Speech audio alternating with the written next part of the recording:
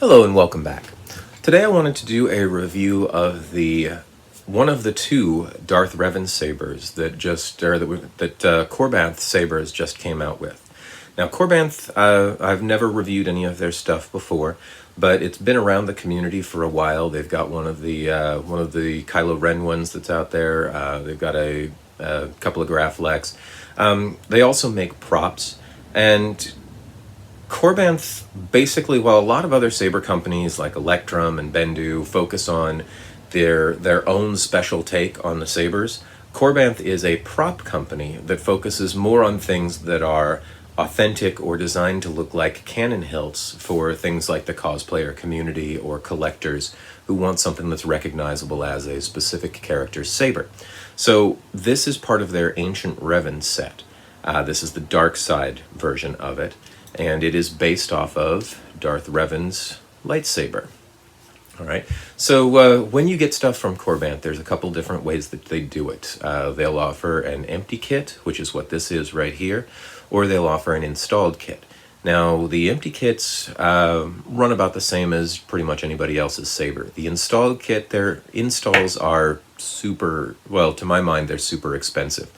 So if you're looking for an empty version of this, be prepared to pay a couple hundred. If you're looking for an installed version, be prepared to pay like $7. So let me give you a look at this hilt a little bit, and I'm going to gear this review towards people who are looking to install themselves. So I'll talk about how this thing is designed and how you get into it and all that wonderful stuff. So pretty easily recognizable. This is smaller than the other Revan hilts that I have seen.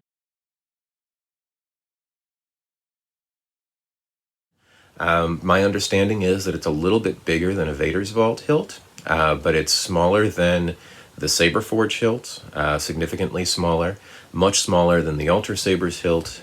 So this is on the smaller end. This is a 1-inch blade in this, so you can see that the entire internals here are about 1 inch in diameter, give or take. I've just got a day blade in it here, but let me go ahead and take the day blade out.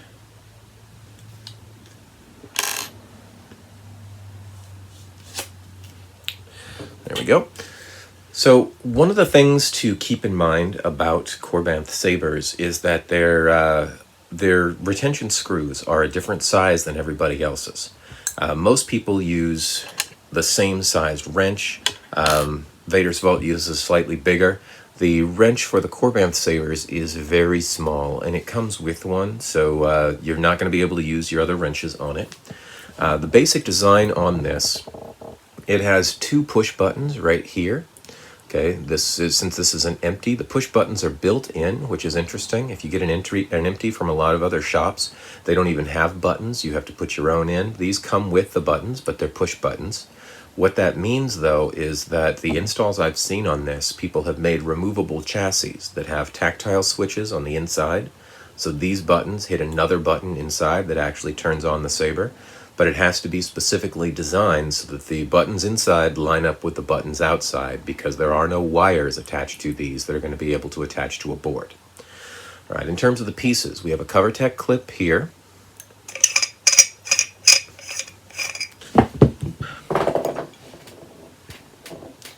We have a removable pommel. Now this pommel is all one piece. Interesting thing about this, the vents are on the bottom of the pommel. So this pommel is not hollow, and it has with vents up here like I've seen with most others. It's vented around the outside of the bottom, so the sound comes out underneath the pommel itself. Okay, the retention screw for the CoverTech does not go all the way through, so it's flush in here, which is nice. Okay, we have a separation right here below the buttons. Now this works really well for the nice installs that people like to put on where the chassis comes straight out of here and maybe has a crystal chamber and stuff on it.